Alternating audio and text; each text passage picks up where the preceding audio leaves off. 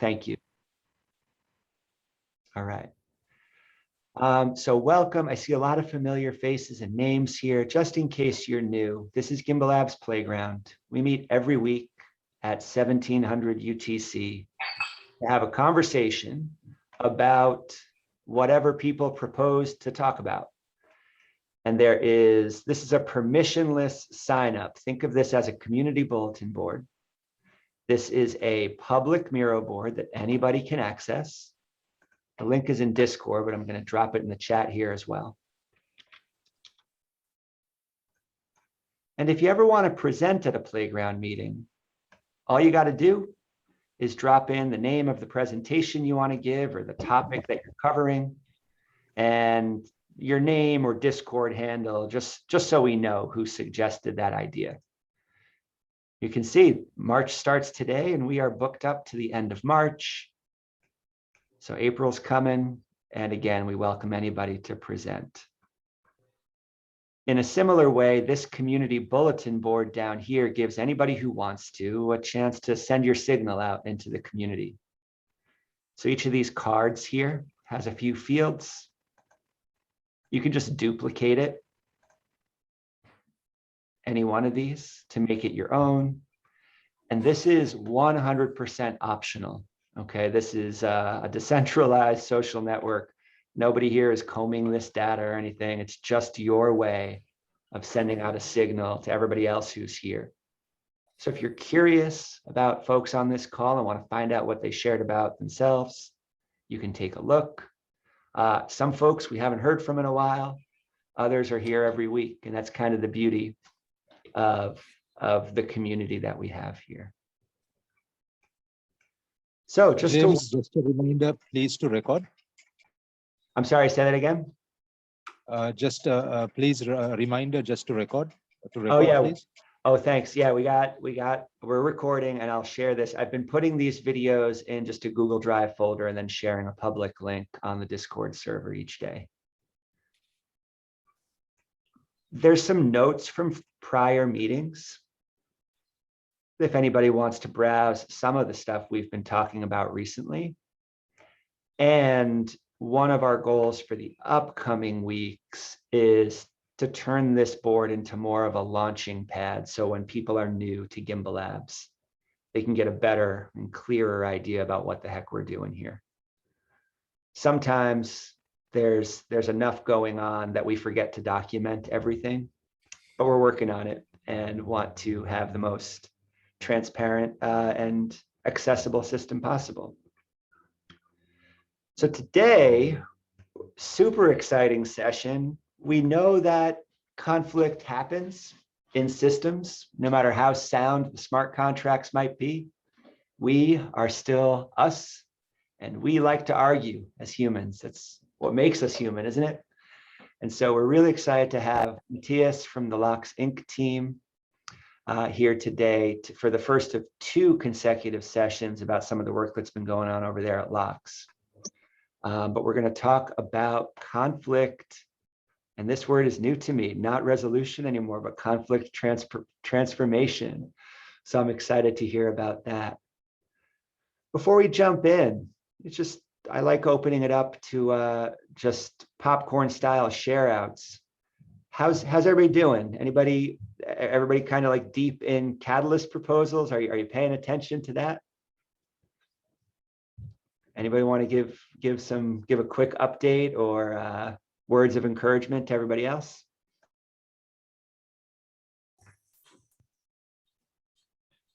Well, I'm certainly working on a couple of new proposals, and I'm excited about the process again. It's always of great interest to me to find people who are sharing the interests of my own, and also people who want to kind of jump in and help coordinate and collaborate around the things that we all have different skills, and it's always nice to know other people out there wanting to share them.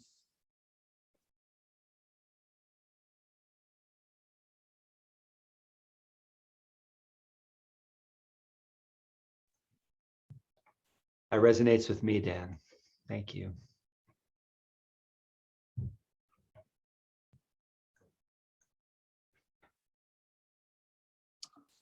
I've got several proposals as well in progress, so I'm quite busy working on those and in several of the challenge categories. So I'm looking forward to that.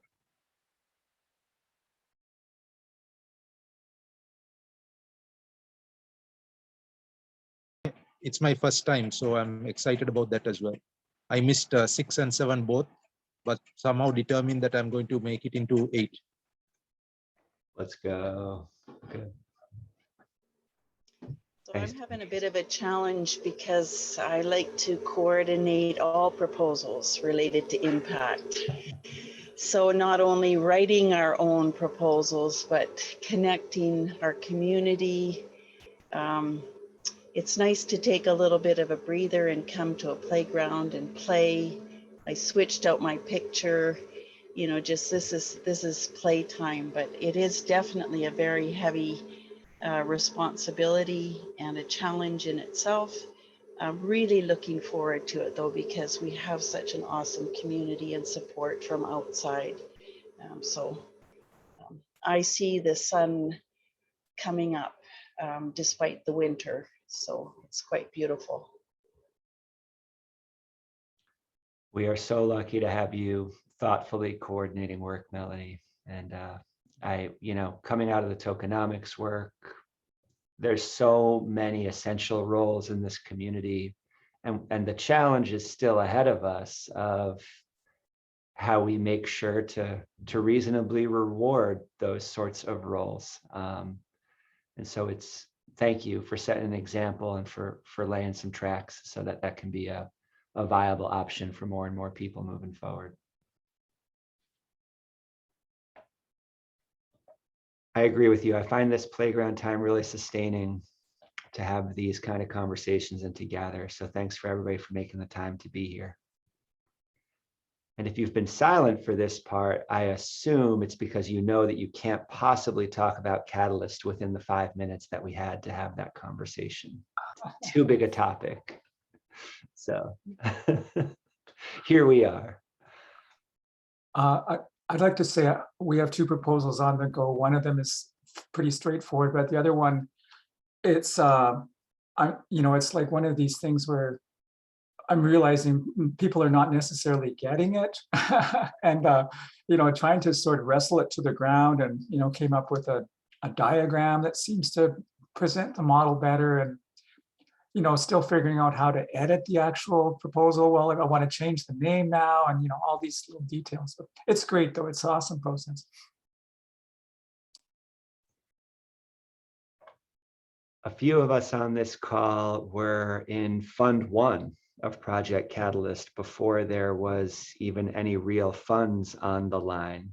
And there was a legendary conversation early in that first proposal process where one of the people there said, hey, if voters don't understand my proposal, doesn't that mean that all the voters are wrong?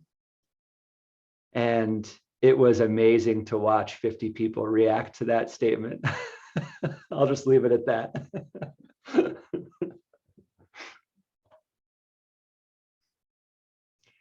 All right, so exciting to be talking about conflict. Loxe Inc, I think their official tagline is making conflict sexy again, but I'm gonna leave it to Matthias to let me know if that's true. Hey, should I stop sharing? Do you have anything you want to share today?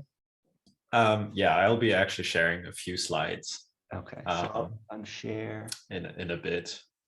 Welcome, my friend. Thank okay, you. So it's possible for you to share now. Take it away.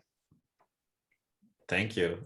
Yeah, I'll get to the tagline in a bit and also talk just a tiny bit about Catalyst here. As you might notice, over the past several months, you would always see my company logo, no matter the discussion, on my video camera as an overlay.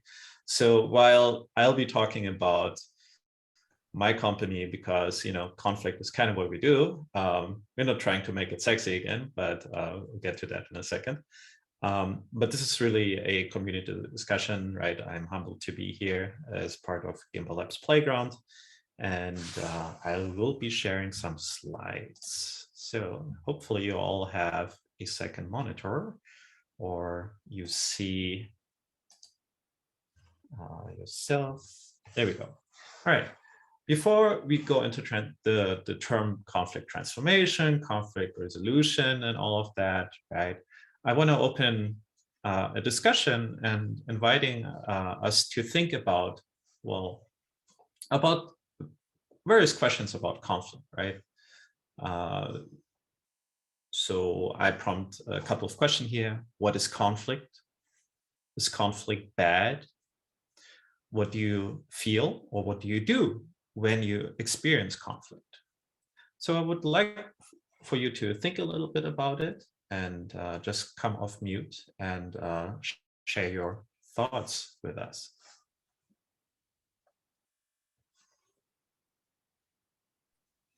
Inevitable. I don't Inevitable. particularly conflict.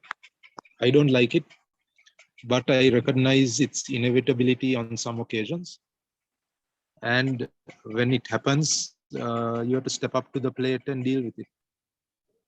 Conflict is necessary for innovation. It's inevitable. Conflicts comes out of different needs among the different parties that maybe not yet recognized. Different needs. Okay. A lot of good Melanie stuff. says it's an opportunity for growth. Uh-huh.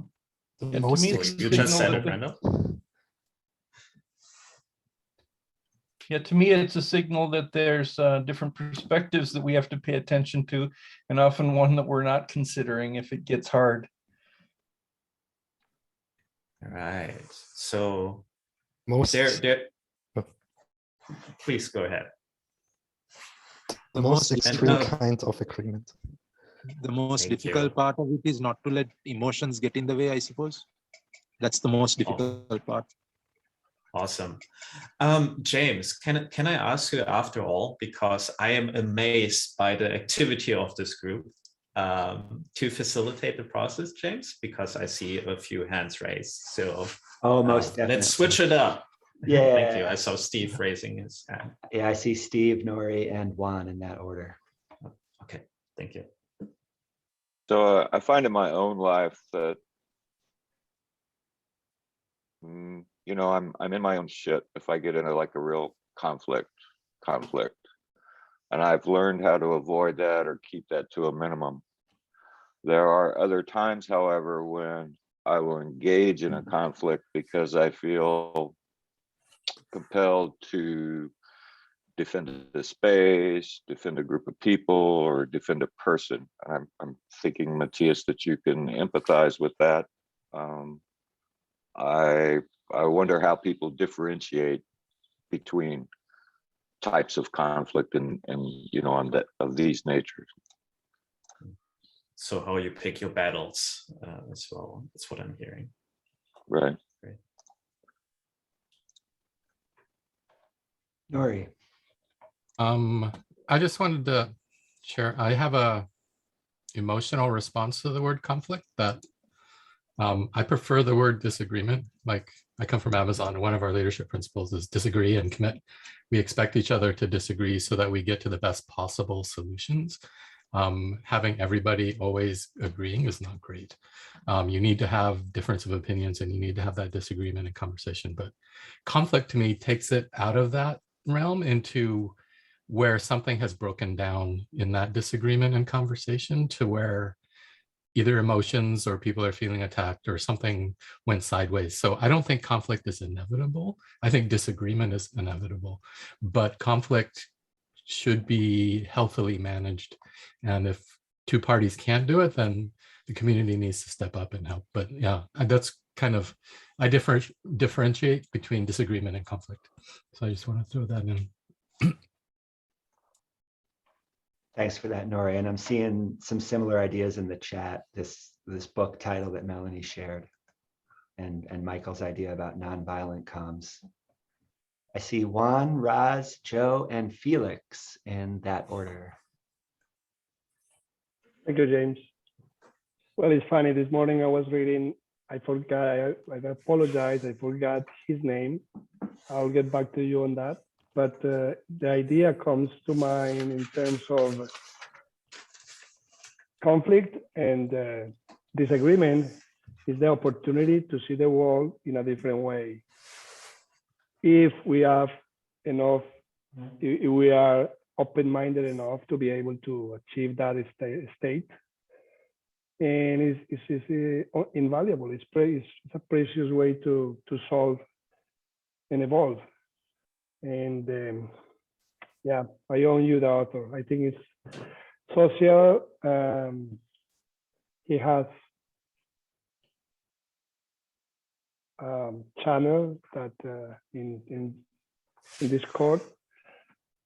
But yeah, that's the idea. I think I agree 100% with that, because we cannot be emotional when we have a conflict. We have to kind of see the world in the shoes of the other party. Back to you, James.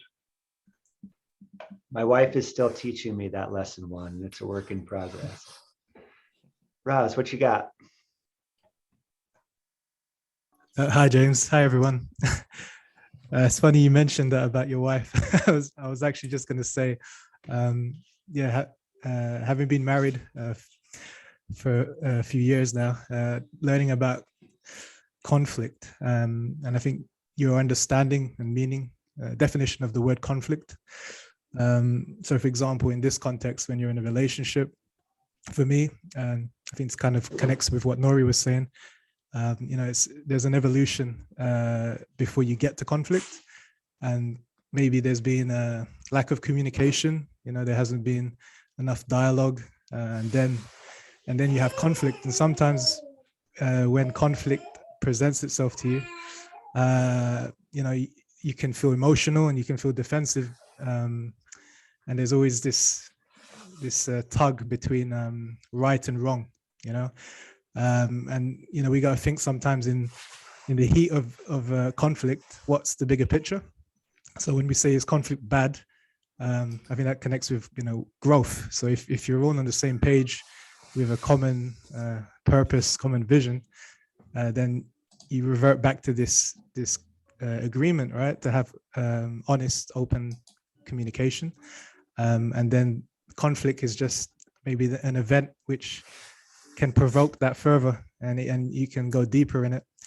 And sometimes, you know, culture comes into this. I've been living in France now for a few years, and you know, I lived in London before, and I believe, you know, in our community here in Cardano, you know, we're all coming from different backgrounds, and so some people will avoid conflict or avoid confrontation verbally in conversation, because that's not, you know, how they do things. So I think there's also this challenge as well with our perception of conflict, and you know, how we move together as a diverse community. Thanks for that. And James, really good to see you here, man. And I see you commenting in the chat about the connection to communication as well. That's a good theme. I see Joe and then Marta.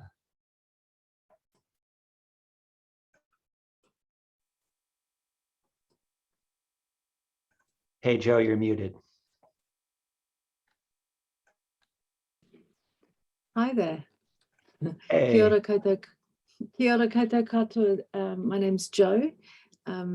It's great to be here. Thank you for making this space available. Two reflections on conflict. One is, haven't heard the word power raised yet. Conflict is usually, we've found here, a signal that there is a real or perceived imbalance in the power in the conversation or the project or whatever, which needs to be addressed in some way. That's one. The other reflection is conflict sometimes starts with the word yes, but. But comes up a lot, and I think one of the things that maybe we're working on here, but something for people to consider is, you know, how that but turns into an and. Are there actually two things that need to happen? It's not one.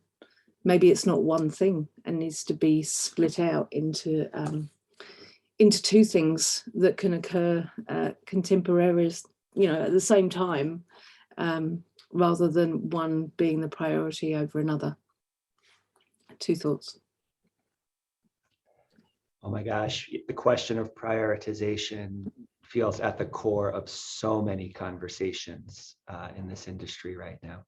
Thanks for that. Marta. Hey, thanks for this great space and good to see everyone again. I wanted to say that there's something new that sort of I came across yesterday, and so this is my answer to the question to some degree.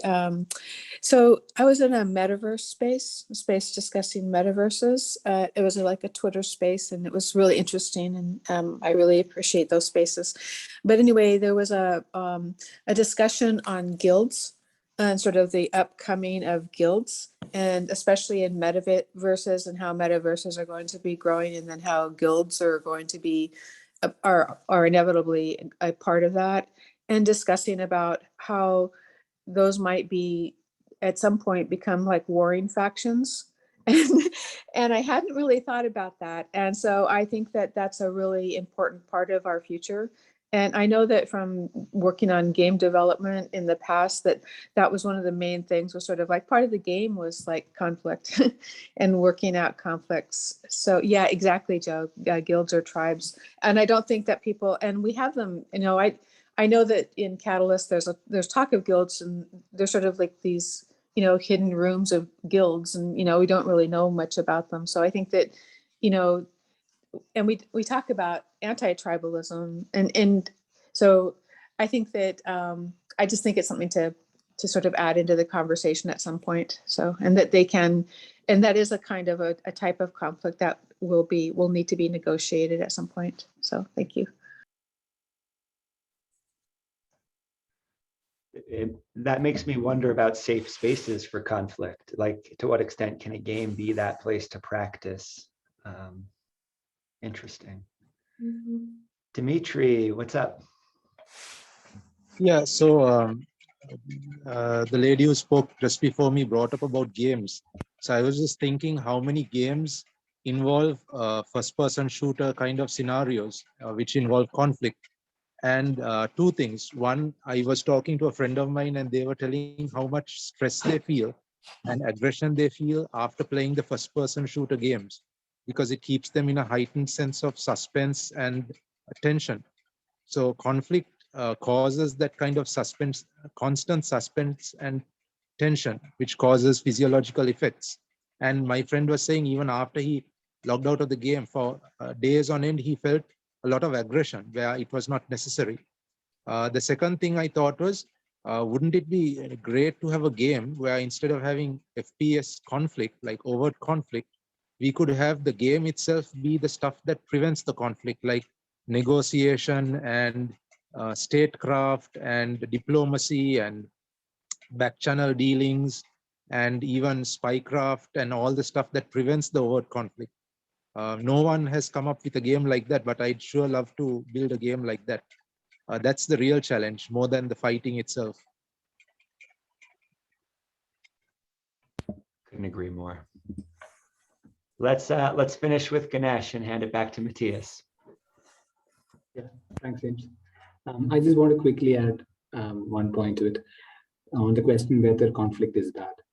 I think that even if we assume that everybody is fundamentally good, everybody believes in things, and at times, even if everybody involved is good, they have to stand up for what they believe, and they might have to stand up strongly, and that can result in conflict.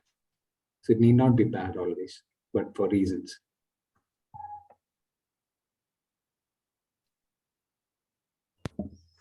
Wonderful. Thank you so much. That was already a very interesting discussion. I took a bunch of notes. You mentioned a lot of things that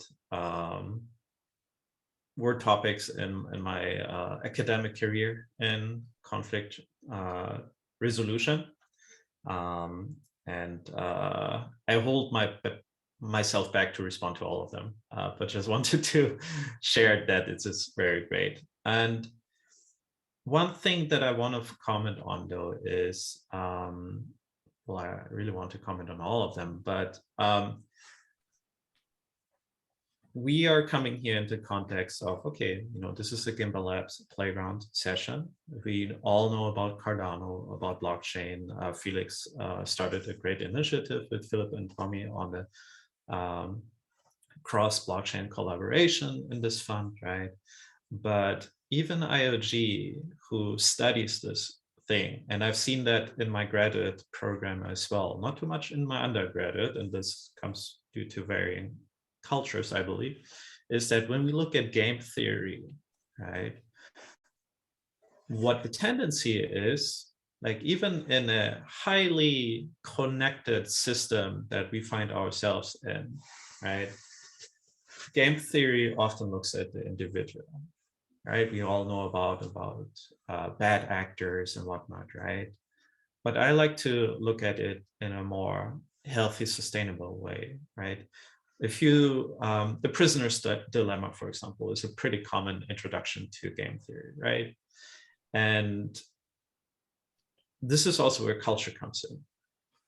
So I'm very familiar with the prisoner's dilemma even before I started my academic training. And during my undergrad program, which is a predominantly Hispanic and Black college in South Central LA, discussions were much easier, well received when we talked about the prisoner's dilemma as, okay, what is the best outcome for both? Not what is the best outcome for me personally. At my graduate program, predominantly white, with a large Asian population, it was always on the individual level. And even faculty had a hard time understanding that this is a togetherness. And those weren't just academics on paper, right? They've been mediating conflicts even. They've served as lawyers, judges, etc., the whole legislative field. So it is really a different perspective that I encourage you to look at. And I think we are all very well in tune in that. I wanted to also mention just one more thing before I move on, that Nori shared with us that he had a emotional response to a river conflict, or has an emotional response, right? There are different words, there's disagreement, there's conflict, disputes, right? For the type of work that we find ourselves in as a company, it is often, the more common term is conflict resolution, specifically dispute resolution, right? But the overall goal here, this space is DeFLECT, right? Which is an acronym that I came up with. I definitely need a marketing guy. But it's essentially a decentralized functional ledgered ecosystem for conflict transformation. This is where we want to move towards too, because we see it even within Catalyst. It is full of conflict, full of disputes, and full of disagreements. And we want to not eliminate different needs or different perspectives, but we want to focus on, okay, how can we not necessarily create a shared perspective, but how can we identify common interests and meet those? So let me talk a little bit about what we are doing. So Loxe Inc, what was the tagline? Making conflict sexy again. Thank you, James. I have to change that. What we're really trying to do is unlocking social potential, and we do that by one conflict transformation at a time, right? So we started essentially, and this is a couple of boring slides, don't worry, I'll get over it. But we essentially started as a mediation marketplace, right? Fund 6, we were ranked #1 for the dApps and integration challenge with dispute resolution. Sorry, it's delayed, 25K. I was a little bit naive. It's not a lot of money, but we were working on it, right? And we're making great partnerships. And so this is actually part of a deck that I show investors. And so even just in the US, because it's really, really hard to get numbers due to the nature of the space, right? I cannot tell you what even a total addressable market size in alternative dispute resolution is. That means mediation, arbitration, right? But we know for a fact we can at least get 100 billion out of that, right? So mediation and arbitration. And what is the difference between mediation and arbitration? I won't lecture you a lot of that, but there's a really, really bad proposal right now in Project Catalyst that has suggests a crowdfunding platform with inbuilt mediation. And the reason I say this is really, really bad, because the discussion started in the inside sharing phase.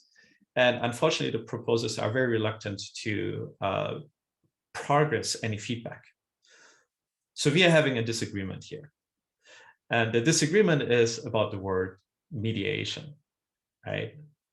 Because I studied this thing, right? Mediation, a mediator never, ever doing a mediation makes a decision on behalf of the parties or for the parties. A mediator is not a judge. An arbitrator is kind of like a judge, but a more powerful judge, right? So all the arbitration clauses that you have signed over the last 10, 20, 30, 40, 50 years, depending on your jurisdiction, right? When you sign a service agreement with any company, right? Likely there's an arbitration clause. That means you cannot take them to court. You go to arbitration. And arbitration favors repeat players, meaning big corporations, right? That's a whole another topic for another time. But the current system is really, really bad. And even though you know, for example, for mediation, you know about mediation, what mediation is, you and your other disputing party or parties have agreed that you want to mediate, and you might even know the mediator, right, that you want to mediate with. It still takes about 6 months to even go to the table on average, right? And for arbitration, it's 1.5 years. Those are numbers from FINRA. And so we figured, oh, this is a really big problem. If I have a problem with my neighbor, right? And it's so bad that I want to mediate, yeah, the time is not in your favor, right? And there are obviously many other examples that are in the news these days, right? That you cannot just wait for 6 months or longer for things to go on and hope to essentially communicate again, right? One of the things that was mentioned, lack of communication or culture, right? How do we actually properly communicate? So our value proposition essentially for both mediation and arbitration is that we help settling disputes within 1 week. There are some blockchain factors that not necessarily help with the speed, but it helps with the trust of the system. But that's not the space about that. So quick rundown. At Loxe, we have many wonderful people. Ganesh is not on this leadership slide yet, even though he should be. I hope he will agree to be. We figure things out as a company, essentially, but he's with us, right? You all know Victor Garcia through Catalyst. Eli was part of the first Plutus project-based learning cohort, as I was, right? And we have wonderful advisors that are in the ADR space, including a former ambassador to Zimbabwe. So we feel pretty confident we know about conflicts, right? Yes, this year we finally launched Mediators AI. We have several partnerships already, right? And we onboard mediators. So where does all of this come into play, right? Well, conflict transformation, this is what we're here for, right? So we have already put a conflict transformation challenge into the challenge setting for Fund 9 into our Fund 8, right? And that speaks to the type of things that we want to do, right? So the goal really is to increase collaboration and to reduce the destructive disputes that we've seen between or within communities, within Catalyst, within Cardano, within the greater blockchain ecosystem, and the so-called real world, right? And we want to set 100 million or so aside for proposals that address these types of things. Of course, right, this is also self-serving, right, because we are as a company in the space in legal tech. So we would also, if this proposal get funded, we will probably put in a few proposals in as well to train conflict transformation specialists like mediators and facilitators, not arbitrators, not conflict transformation, right? And to also build and expand conflict transformation services, right? That can be Mediators AI, which is known as the Win-Win Dispute Resolution platform, or even that other crowdfunding platform with mediation or arbitration, and in this case mediation, and if it gets funded or not. And one thing that I also think, those are just suggestions, of course. As a group, we are a lot smarter and a lot more creative. But what I personally would like to see is a conflict transformation treasury to utilize these services, right, at no cost of disputing parties within the Cardano community. So, the people at CardStarter, for example, right, they might make use of this, right, with SundaySwap. CardStarter sued SundaySwap. There is a motion. Nope. I think my internet is breaking up. You sound good. Okay, thank you. Right, so that is another potential proposal that we have. Any ideas or comments on this conflict transformation challenge? Thank you for putting that in the chat.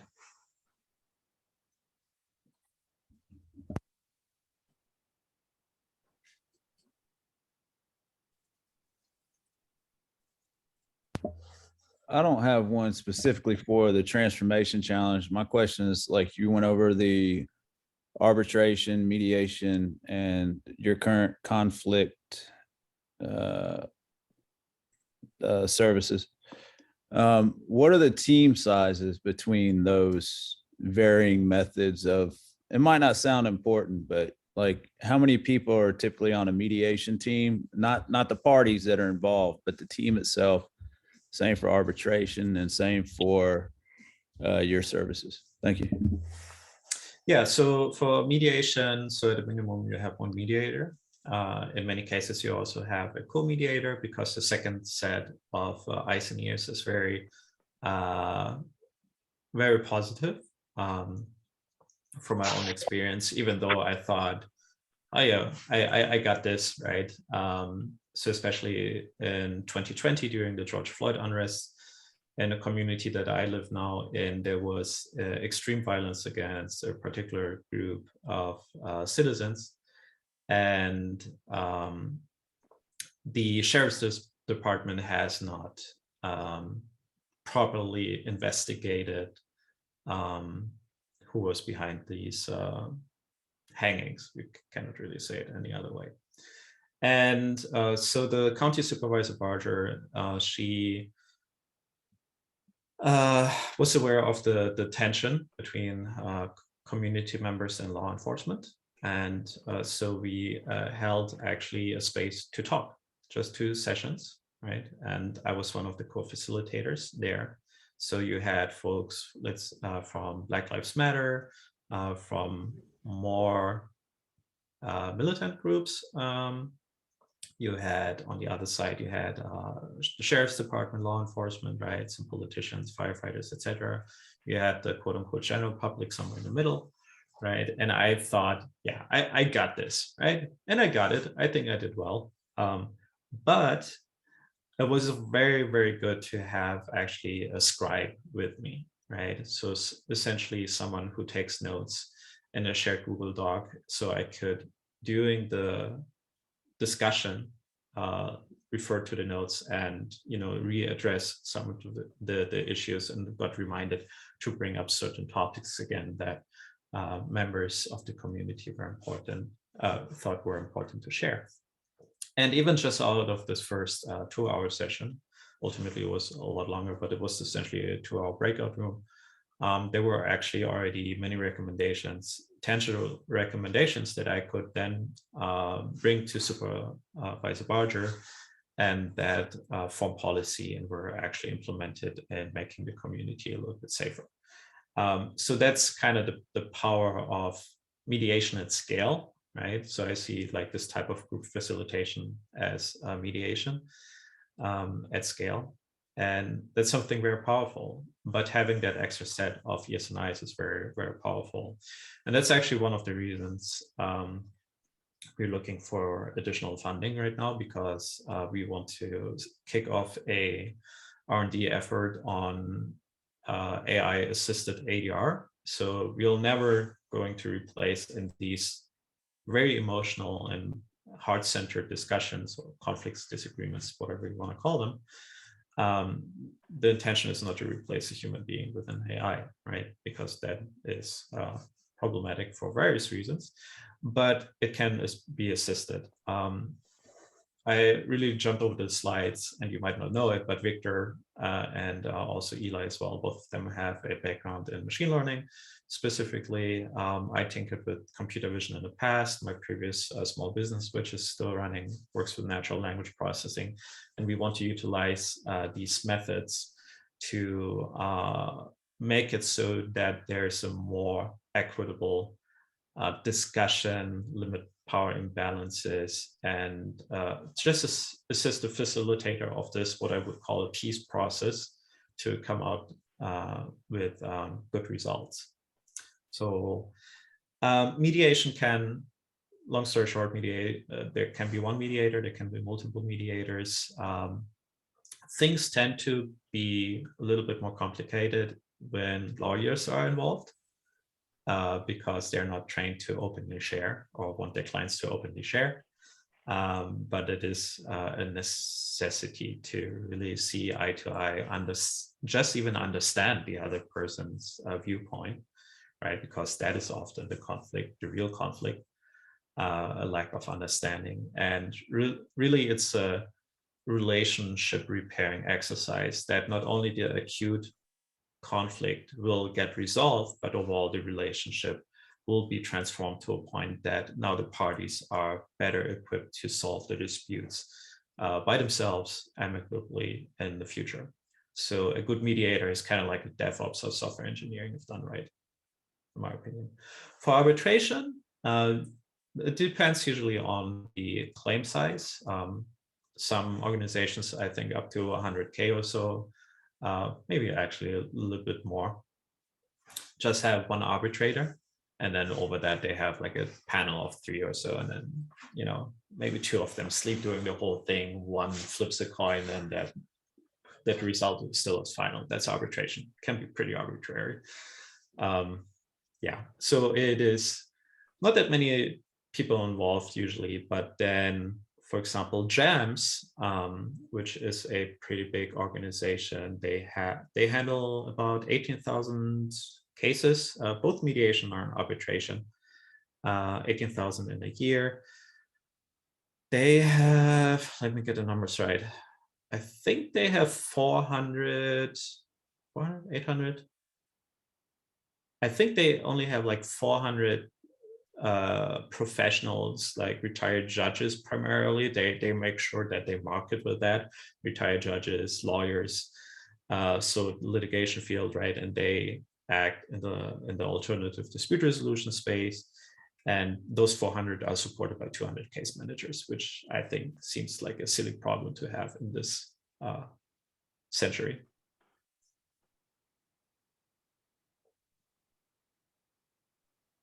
Thank you very much. Thank you, Neil. Thank you, Matthias. May I give my perspective on this? Thank you. Please do. Thanks. I really prize this proposal because not only social, cultural, but the business practices impact. You mentioned that the social and the cultural part, but then there is another one, which is the business practice. We now are experiencing an era where 20 years old kids 18-year-old kids, even younger, they get millions of dollars in hand. And they are the best partners when things are right. You know, they are the best friends and everything. And then when things go wrong the other way, which is always like that in business, then they are the worst enemies. And we need to educate our youth and besides parents as well. Along that, the parents on that is the importance of conflict resolution and the proper business practices, which is, you know, I mean, you get not only my vote, but with the way things are going, whoever takes my votes, which is going to be the next evolution of Catalyst, I'll make sure that everybody will know about this. Thank you, Matthias. Appreciate it, Juan. Great. I'm gonna stop my screen share just in a second. So here's my email information, right? We have our company Twitter, which is a lot. We now have a website that looks more, that is a little bit more than just a sign up to our newsletter, right? So that's that. And I'll also put these slides in the chat. Thanks, Matthias. And before I forget, I see a question from Joe just now about, this is about mediation teams, Joe? Yeah, Matthias made a comment right at the very end there, which was, you know, 40 case managers, mediators and then 200 case managers, and it's a silly problem to have in this day. And just there's some insight there that you've got. It'd be great if you shared. Yeah, so the silly thing for me is that you have a lot of administrative aspects, right? That means to, you know, scheduling. Scheduling is one big problem. So the current process is essentially, I mean, for the parties, it's already horrible, right? So not get into that too much, but let's say you found an organization like GEMS that supposedly handles scheduling for you, right? Just the back and forward calling. And of course, there's a barrier, there's an IT barrier for some, right? So I'm not diminishing that. But there is really little reason to not have a automated system where the parties can say, I'm available at these times. The mediator saying, I'm available at these times, and you just connect those pieces, right? It's a lot of manual time wasting, back and forward calling or sending emails, sending faxes, and that kind of thing. Sending over mediation agreements manually. Like, I mean, the better organizations at least have checklists, right? But at a point where you have checklists, that's a good indicator that you can automate this process, right? So I'd rather have case managers not do administrative tasks, right? Because they often also have better things to do with their lives. It's not necessarily about compensation either. If it is, guess what? Be a scribe, be a co-mediator. That, in my opinion, would be a better alternative, and it would be less of a soul-crushing task. There are people who like administrative tasks, who like paperwork, right? If you're that type of person, please figure out my taxes, right? Especially for the company. But yeah, so that part, essentially.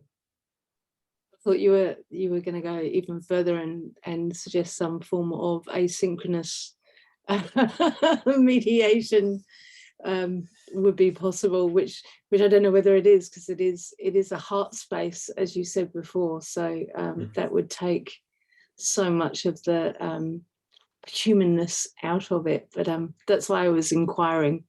Did you have a thought about that kind of? Yes, and that is something that probably touch sooner or later as an add-on, right? And now we're talking more about what is commonly referred to as ODR, online dispute resolution, right? Which was essentially pioneered by eBay, I believe. I think it was, what's his name?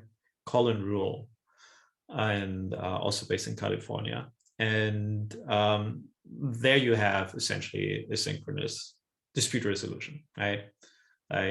But now we're talking about, oh, my $1.50 plastic thing that I ordered from eBay with, I don't know, $5 transportation costs didn't arrive, right?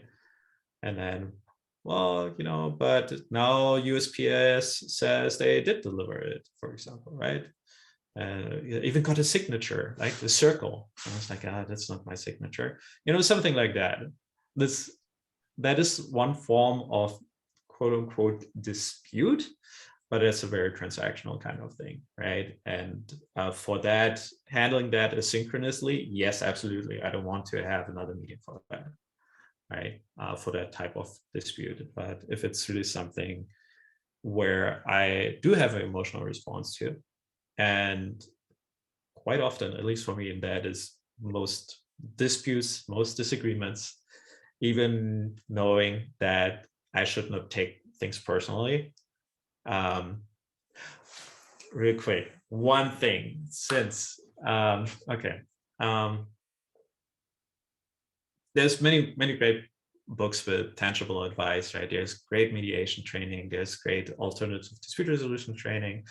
A lot of alternative dispute resolution actually comes out from indigenous peacemaking practices.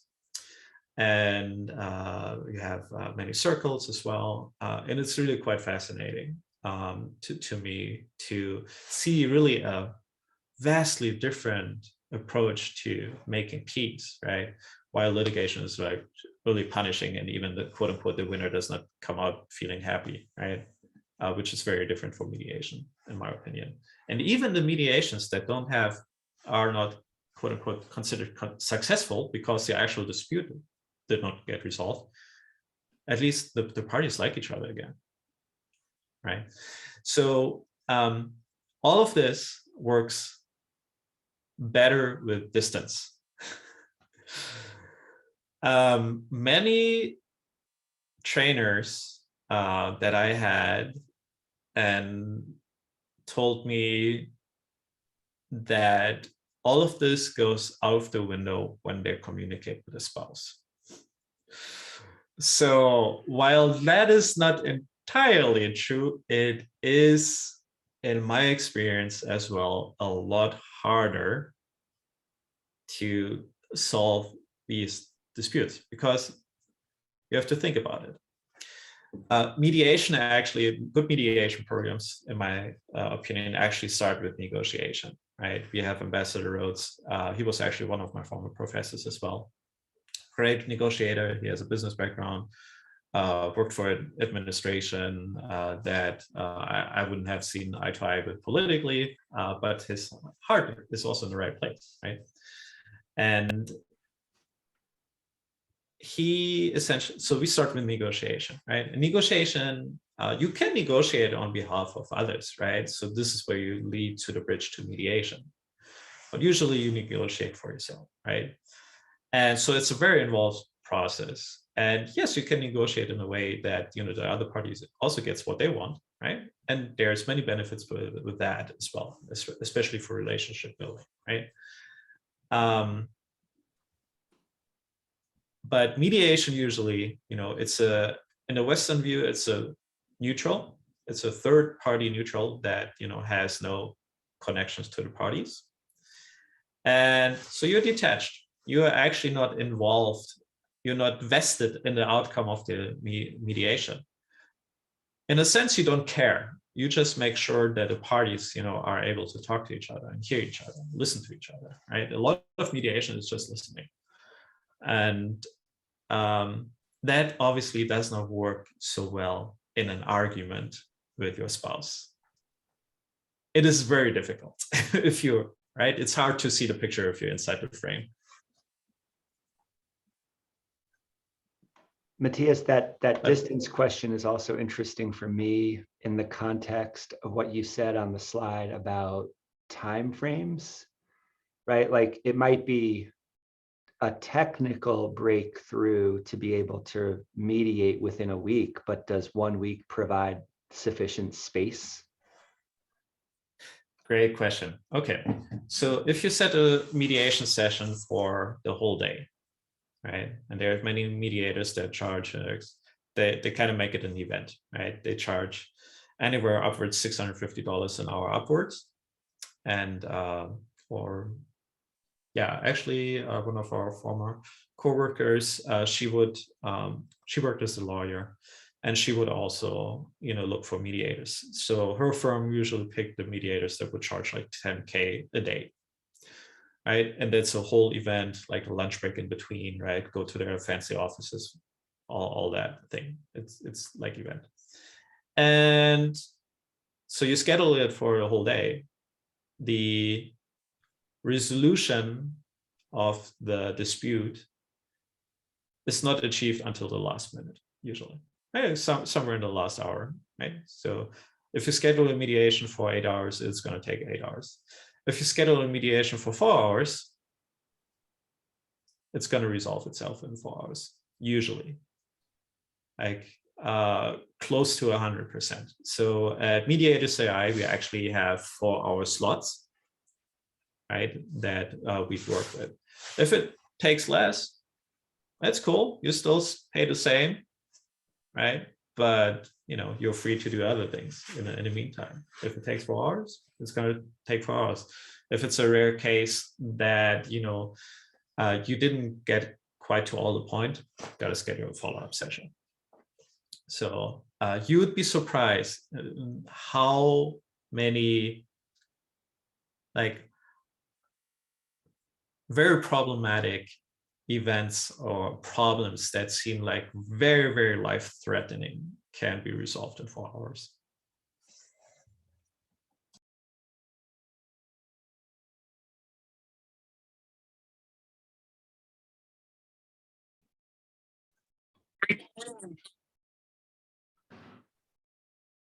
Did I hear somebody else unmute there? Hey, Eli, what's going on? Hey,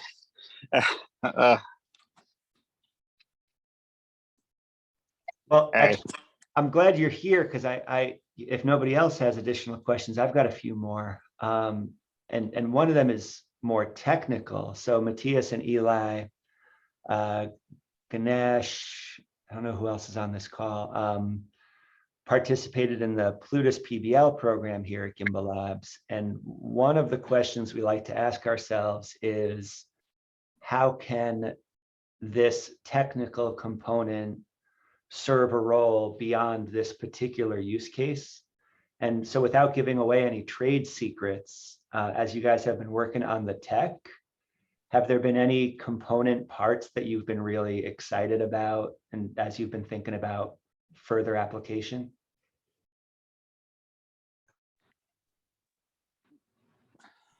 I think one of the simplest things that has applications to numerous places is working on the UX of how to deal with cryptocurrency wallets, how to guide people so that in general people are able to interact with a system that is not normally how they interact with say systems that deal with financial requirements usually.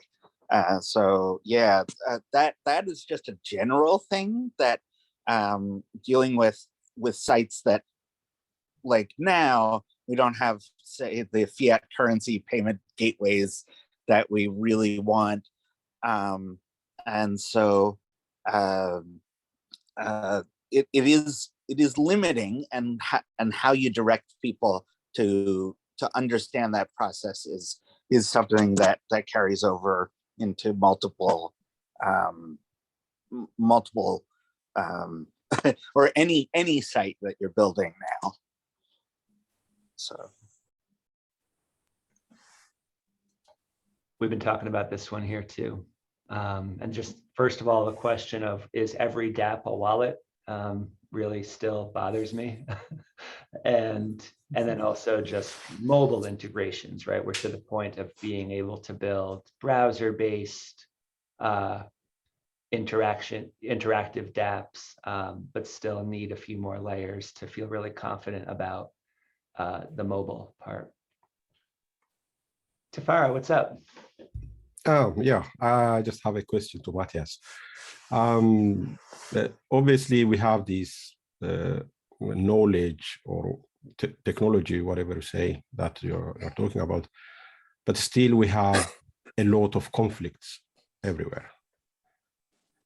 So that means that there is something missing in between, that if there are a lot of unsolved conflicts.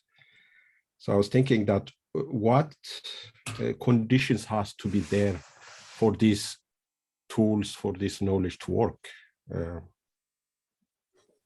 Yeah, that's my question. What conditions has to be met? Great question.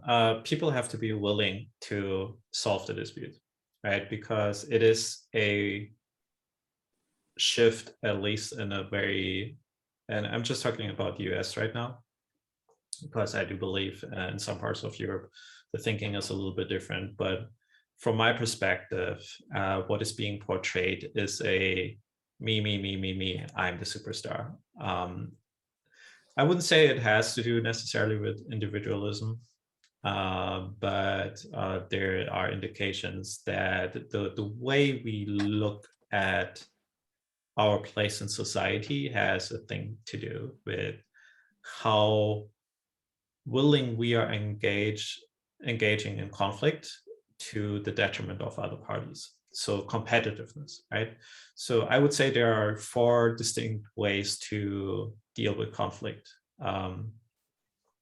So one is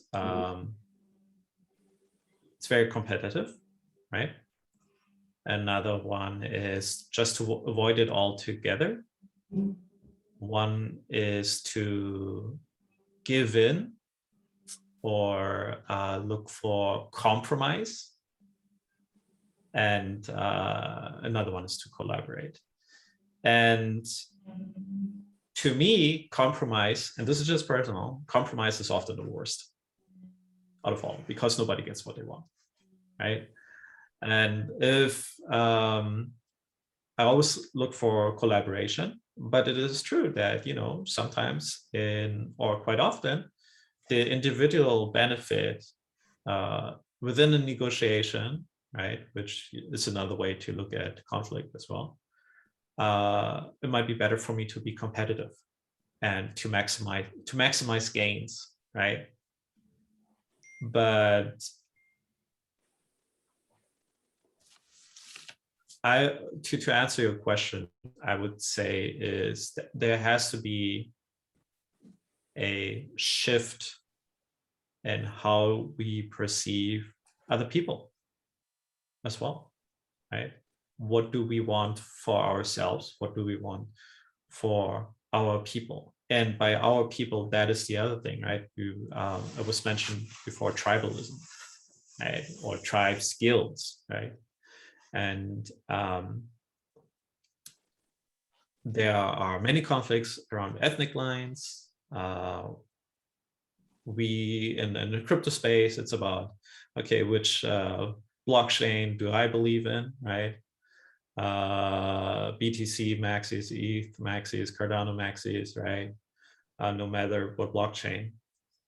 And one way to deal with that is, well, let's change the perspective a little bit and think about our group identity. And we can, if we find a shared identity and co-create a shared identity as blockchain freedom fighters, I don't know what you want to call them, right? You have expanded the tent. So you are now one group. Are there going to be disagreements within those groups? Yeah, sure, but you're less likely to go to war with it, right? And I think that is one aspect. It is a societal problem, but by the end of the day, individuals have to just stop for a moment and think deeply about their place in society and how they want to deal with people. And there are various approaches for that, I would say. I don't think there's a one size fits all solution to this, but it's the general approach, I would say.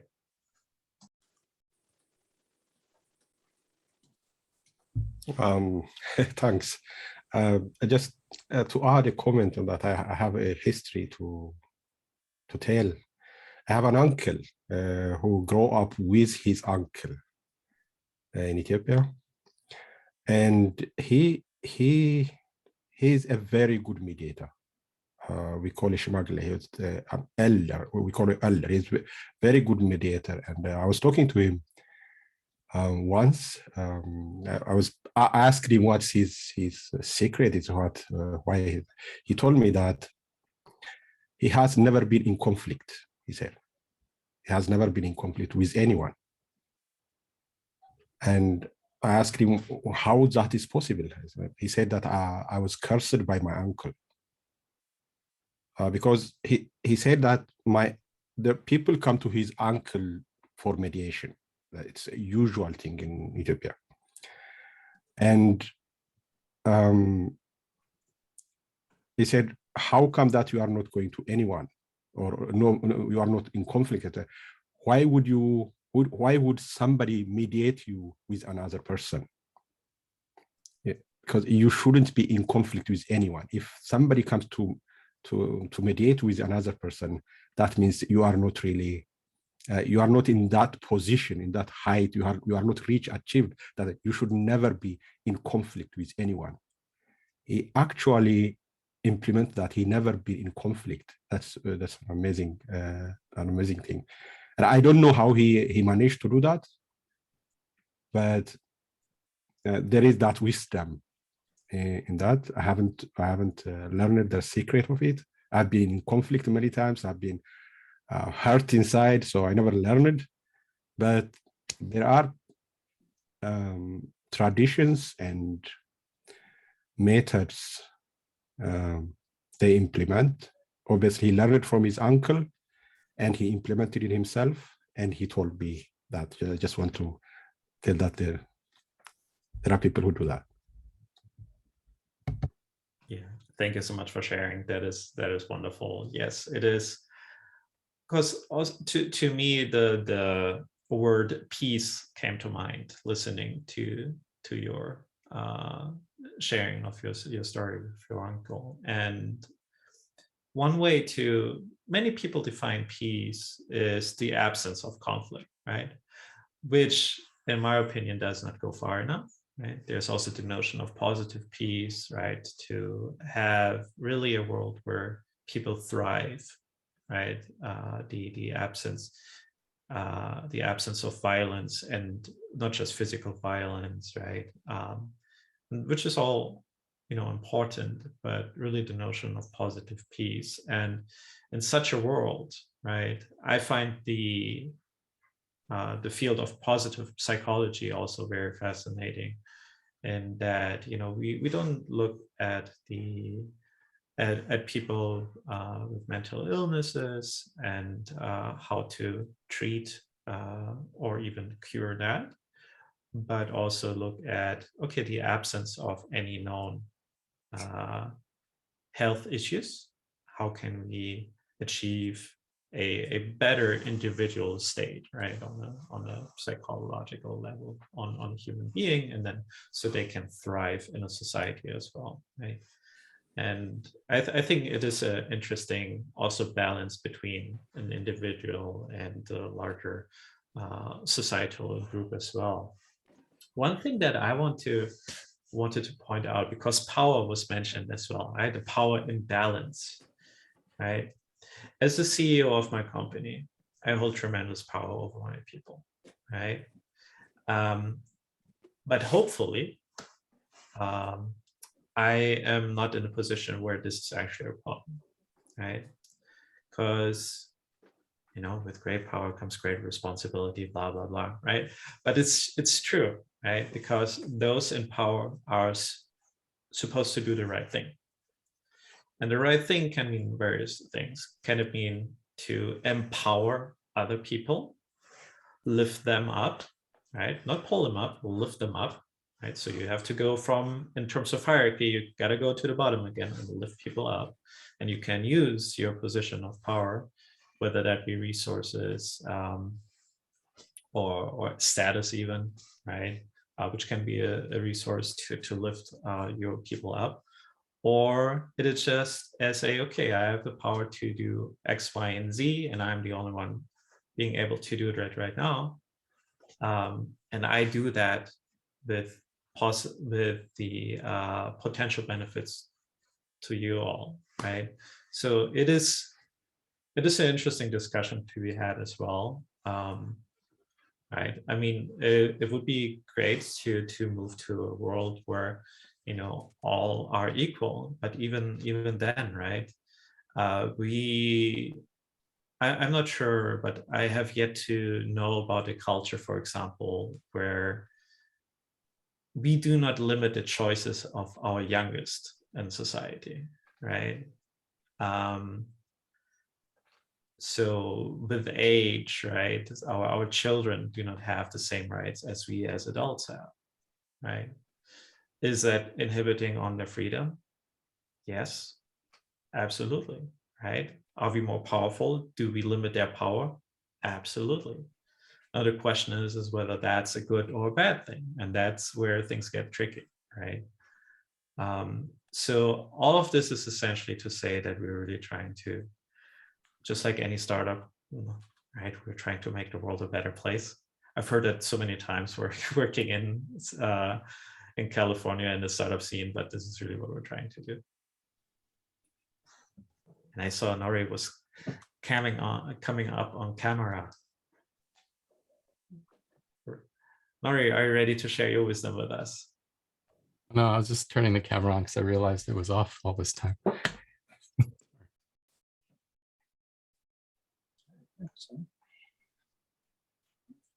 Good to see you. Yeah, it's good to see you too.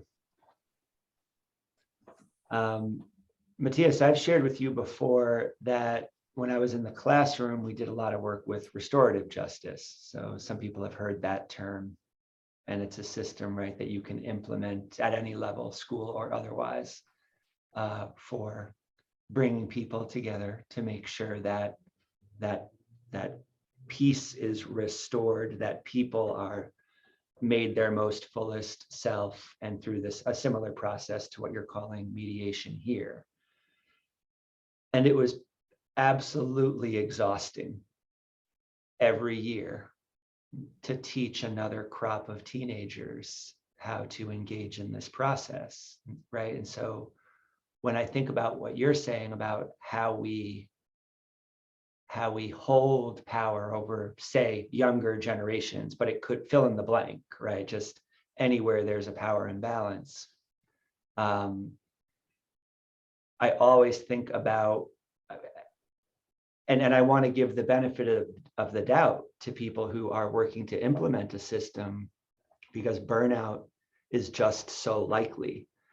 And so have you guys been creating systems for supporting mediators and case managers to get the self-care they need? Or a different way to ask that question would be like, what happens when a mediator needs mediation with, say, a client, for example?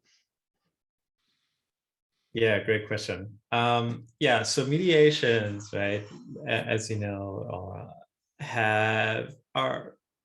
it also depends on the field a little bit, right? So there are some mediators that absolutely will never touch family law.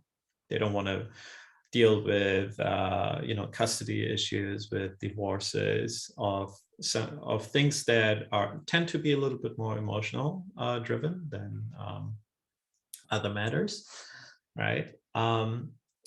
So how we support these people, our service providers, essentially, right? First of all, we don't have case managers, right? the system is the case manager. And then the second is that mediators tell us when they want to work, right? So it is very much, hey, you don't want to work this week? Well, don't put your availability in. You won't get a case during that week, right?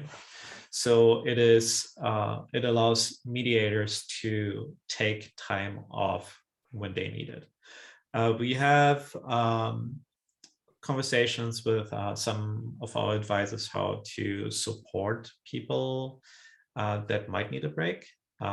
So while technically these folks are going to be more like gig workers in a sense, right?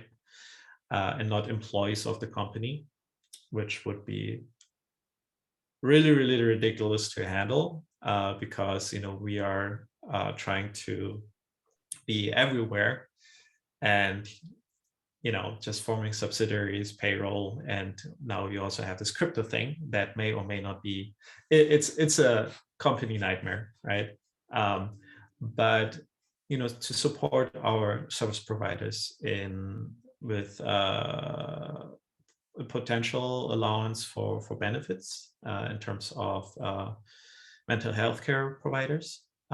There's actually a proposal that we want to put in for a benefits application.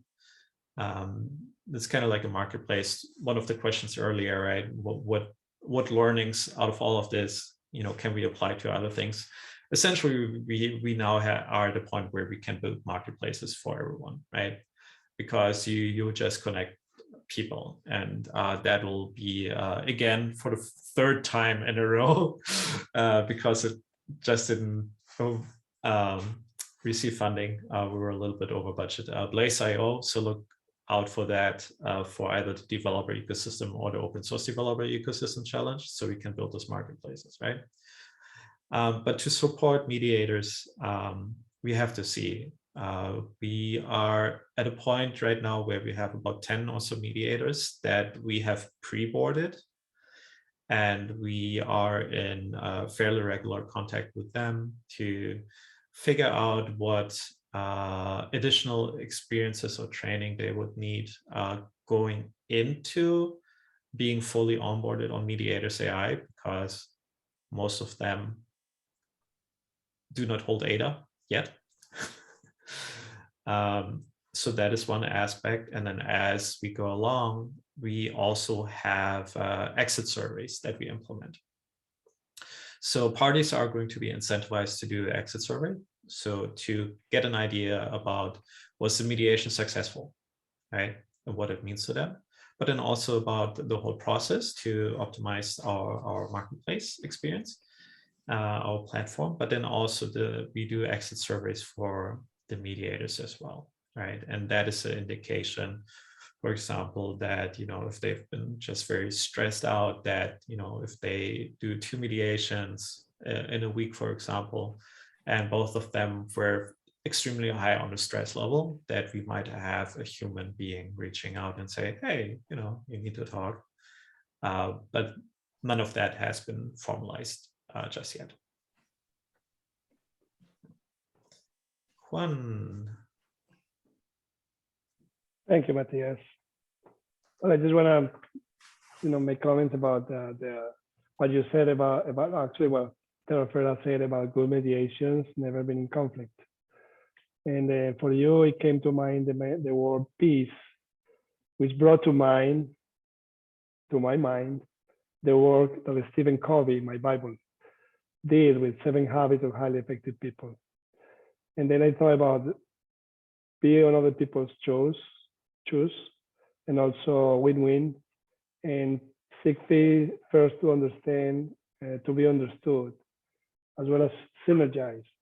So those are things that you know, it's been with me for a while, and helped me with conflict resolution, actually.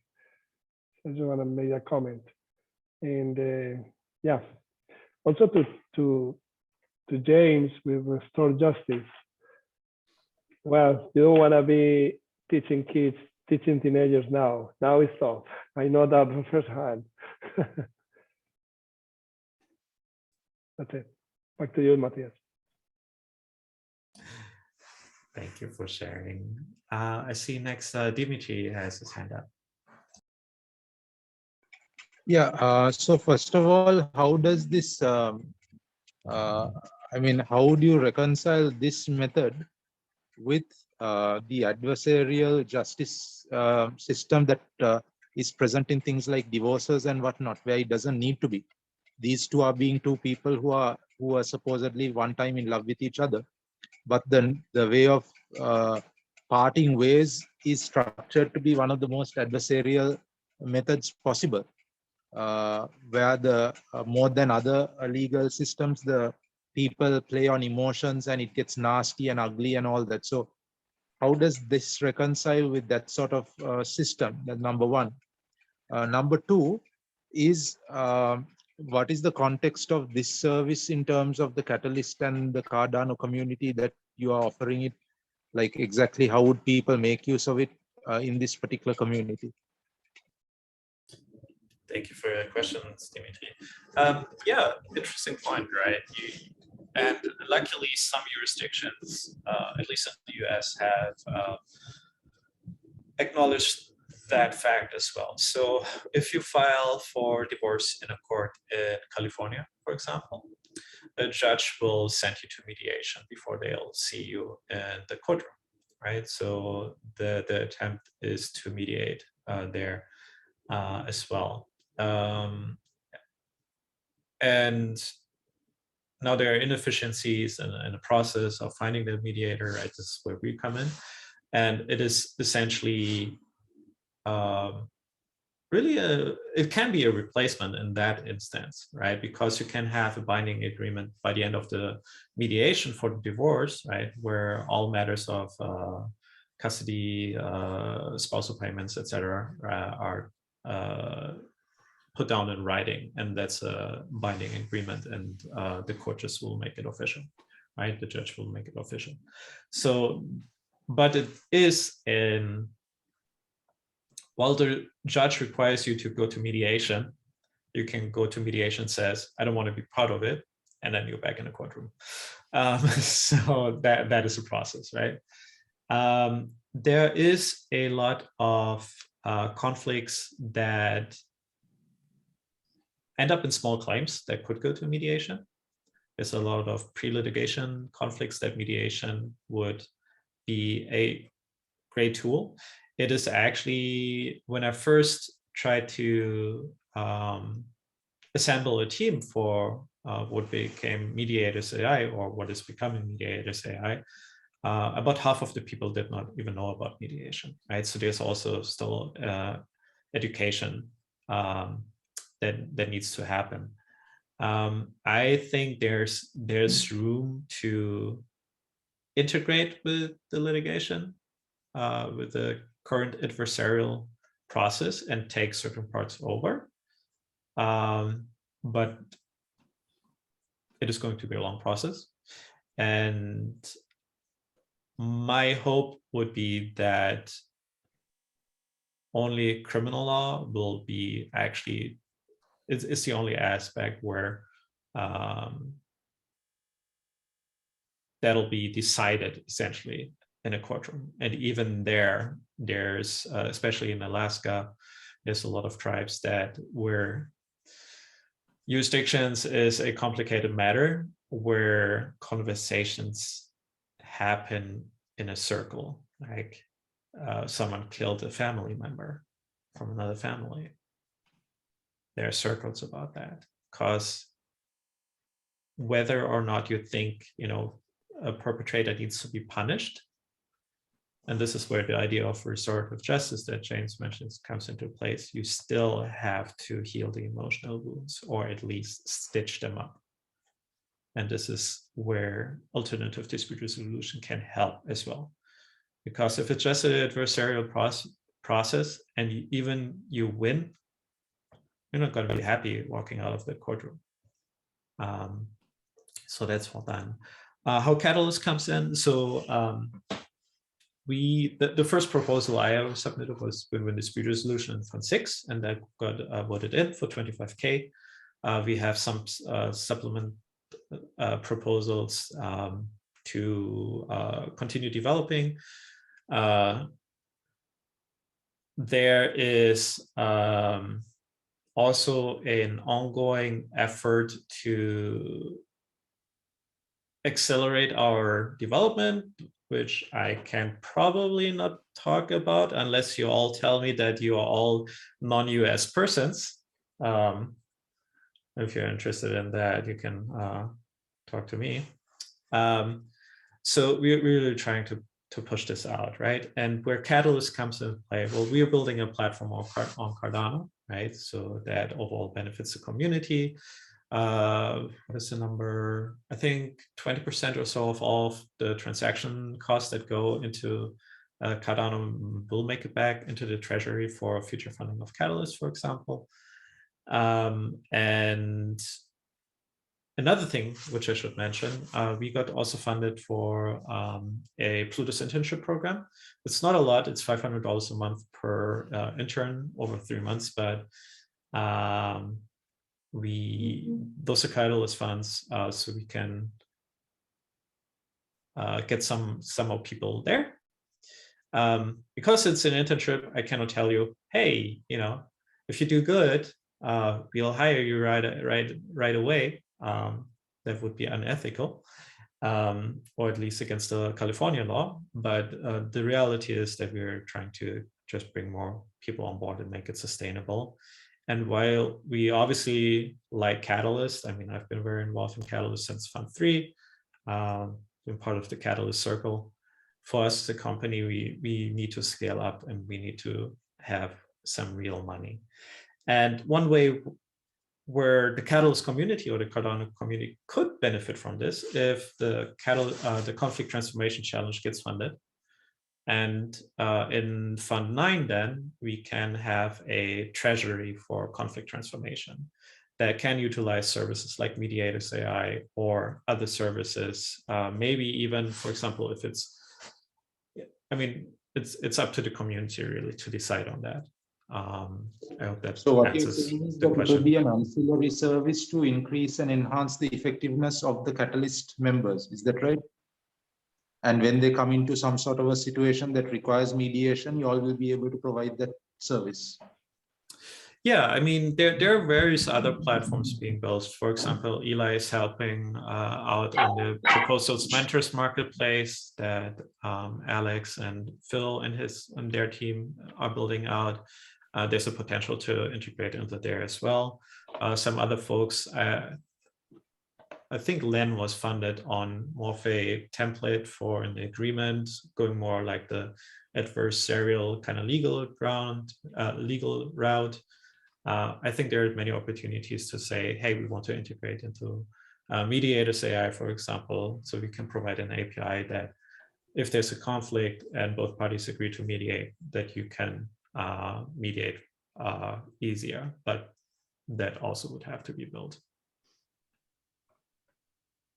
Yes, and there's also a lobbyist challenge. So does it have a blockchain component in this, some sort of a something on the blockchain itself, or is it a service that is provided to people?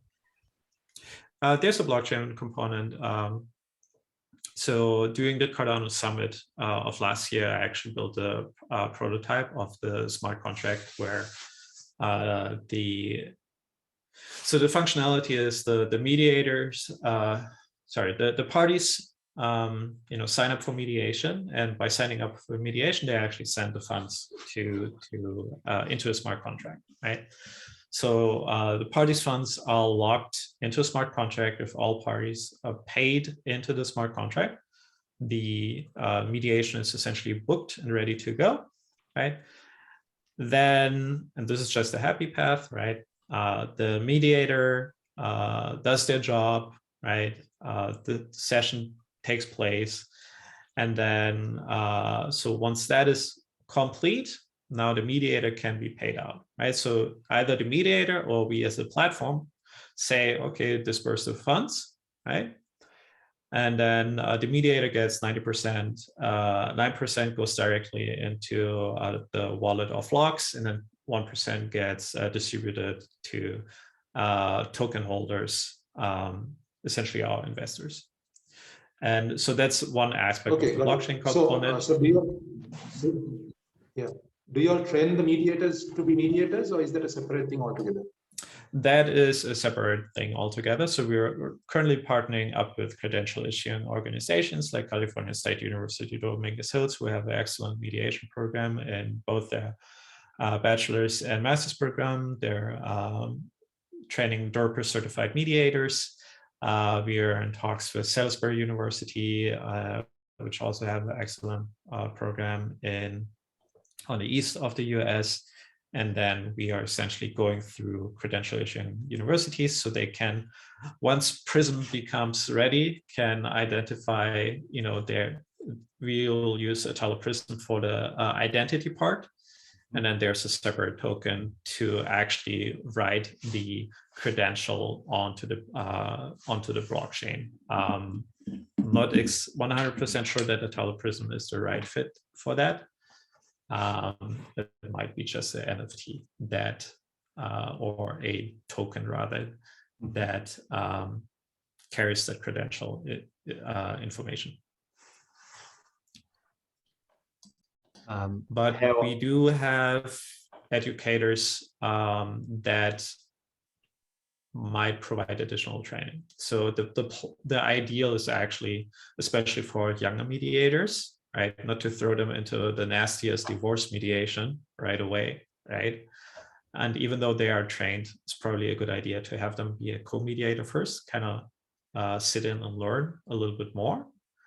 But it really depends on the individual mediator, right? And so there's an education component that we have to provide anyway, but that is more on the technological side, as fiat on and off ramps are not really there yet.